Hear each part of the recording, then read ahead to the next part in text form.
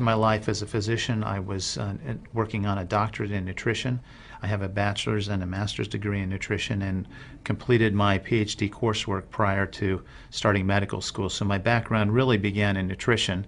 When I entered medical school, I was sort of trained like most allopathic physicians that our job is to diagnose disease and to treat it with medication and surgery when necessary. And so I followed that model for the first few years of practice. I began to turn back towards my nutritional training and trying to help them understand nutrition as well as exercise physiology and activity as a means of helping them improve their health and reverse some of the chronic diseases that I was seeing on a regular basis. Many processes within our bodies produce free radicals. Free radicals are entities that have lost an electron. They are positively charged. They come from the breakdown of foods, from the breakdown of toxins, and they enter our bloodstream. These free radicals are potentially harmful to cells. They will attach themselves, for example, to the lining cell of an artery. And when they do, they will produce an injury.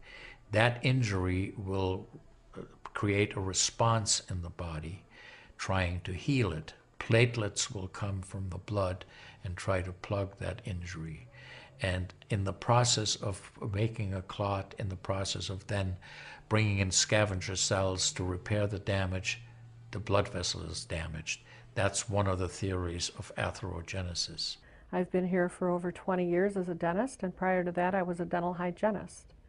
When I worked as a dental hygienist, I got very interested in nutrition and the nutrition and how it relates to the teeth and how it relates to the person.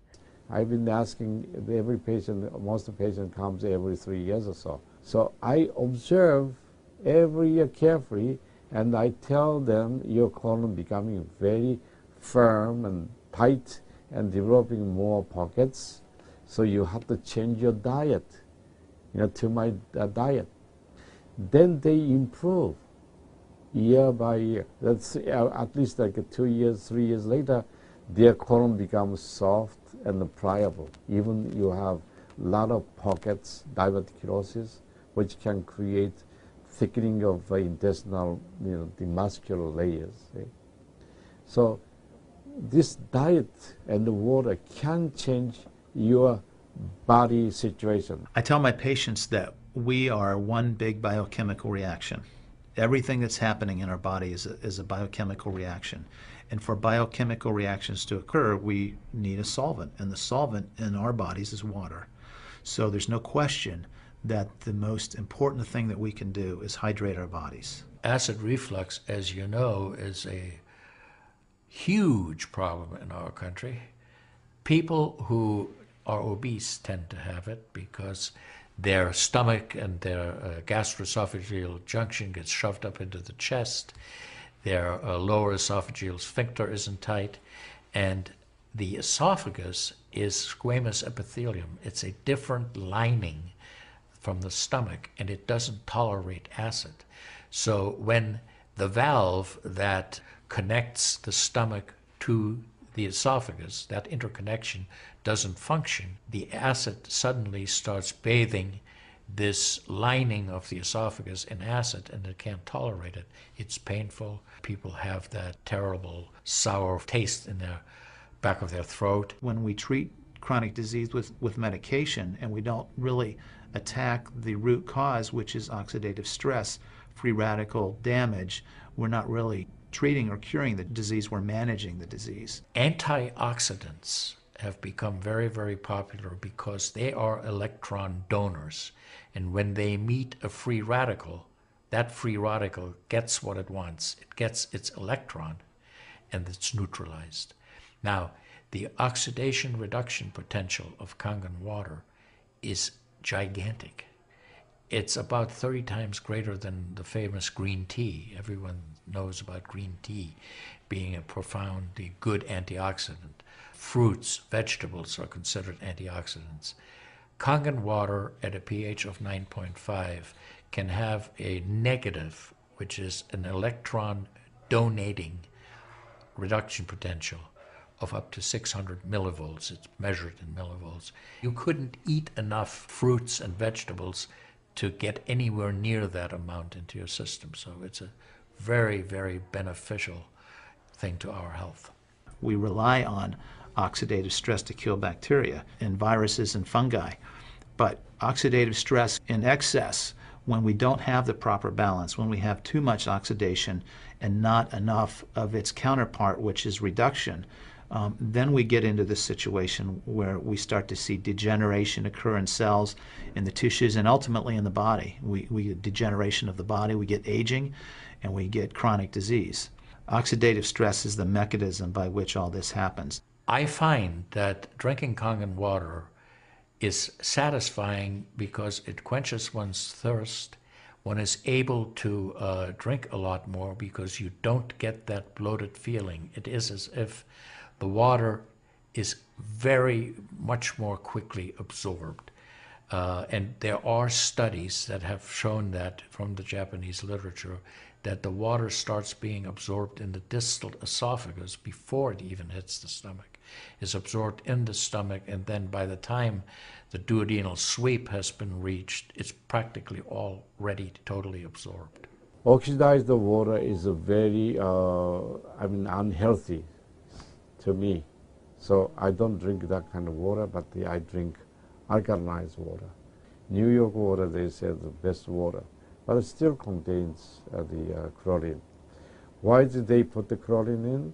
Because that the chlorine put into the water, that it creates the free radicals, and that free radicals can kill the bacteria.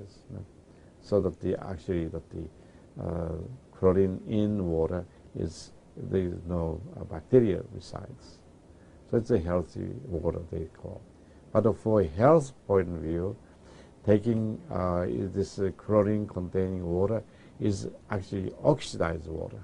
When I found out that the Kangen water machine makes 7 types of water, I started exploring the high end, the 11.5, and the 2.5 end of that water. And on my exploration found out that the 2.5 water is bactericidal, and I am using it in my practice to help with bleeding.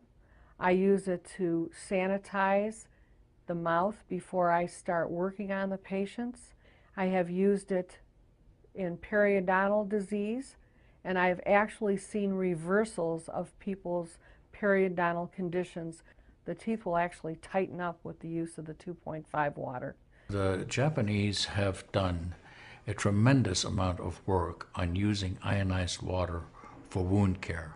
There's a lot published in the Japanese literature and also now in American literature about using pH 2.5 water for bactericidal purposes. Staph aureus, for example, cannot survive in 2.5 pH water. The kill ratios are dramatic for this, and so it stands to reason that this would be beneficial for contaminated wounds or even infected wounds. The Japanese, for example, treat diabetic ulcers with ionized water with a low pH and find that to be extremely successful. They also have published a lot on it, and the before and after pictures are very dramatic. The pH 2.5 water has tremendous antibacterial properties against both gram-negative and gram-positive organisms. The benefit for me as a physician to use water to treat bacterial infections is phenomenal. Number one, water's cheap. Secondly, it's very effective. We've seen through studies, and I've seen through my own observations with patients, that it's very effective. And thirdly, there's no side effects to it. With the standard American diet, it's actually very sad. I mean, that is what it stands for. Standard American diet is filled with sugars and the high energy drinks and even the bottled waters, the potato chips and the pizza and the things that these children are getting in the vending machines. All of that is acidic. And now, with Kangen water, we have an alkaline water that actually will help reverse what conditions may occur using all those acidic items in our diet. You think the skin is only young? No, artery is young too. So I did the CT scan, my coronary artery, and my coronary artery didn't show any narrowing or stricture. most of people who are eating a lot of beef, meat, and a lot of oxidized waters, they tend to develop more narrowing strictures. And many people, even in the 50s, they had the bypass procedure, the stenting, all kind of problems in the artery. Definitely the drinking alkalized water and ionized water is more beneficial for us, for our health. One of the things that you learn is called primum non nocere. Above all, do no harm. That is the duty of a physician. It dates back to Hippocrates. None of us want to do harm. What we should do, and I think when we're convinced of something that is really truly good for people, we should go and recommend it to people. Anytime our body sees protein that it doesn't recognize, we have the susceptibility to cause an inflammatory reaction or an allergic reaction. I think that helps me understand why so many asthmatics and why so many people with allergic rhinitis and other allergies do very well with this water in terms of controlling their allergies, because I really do think there's a connection there with incompletely digested proteins through the typical American diet that we consume. Periodontal disease affects 75% of the population. And periodontal disease is a silent disease of the mouth. In other words, you don't really know you have it until it's too late. What I have found is that we do comprehensive cleanings on people to try to get their mouth healthy again. But we use as an adjunct the acidic water that we make here at the office with our Kangen machine, and we use it under the sulcus of all the teeth, in other words, around the teeth and the gums, to clean all the bacteria during our procedures. And we also send the patient home with the water, because I'm sure you've heard the eyes are the mirror to the soul, well, the mouth is the mirror to the rest of the body. There is so much evidence that we're doing good. Look at Japan. The country of Japan has the highest consumption of ionized water in the world. Now, I'm not saying it is necessarily a direct effect, but they are also #1 in overall health care in the world and #1 in longevity in the world. When we compare that to the United States, we're number 38 in longevity and in overall health. The Cubans have better health than we do. We need to respect the fact that we have all these built-in mechanisms to help us fight disease, to maintain our health. But we need to support ourselves in that healing process by eating natural foods, by drinking the right type of water, by managing stress, by getting plenty of exercise and plenty of oxygen to our lungs. This is a very important. You just change your diet very little bit. Enjoy the health, enjoy your longevity too. I think #1 most important thing is water. To drink water, alkalized and ionized water, which is Kangen water. I'm very excited that Kangen water is here to help both children and adults alike. I'm having great results with it in my practice, and my patients are loving it. I've had the great fortune in my life to have graduated from one of the finest medical schools in the world, Harvard. I was trained in the Harvard residency program. I've spent my entire professional career affiliated with that institution. One of the best things, next to being affiliated with this great institution, has been my discovery of Kangen water. For those of you who are trying to optimize your health and trying to do everything you can to have good health, to maintain your health, preserve your health, my plea is just try the water.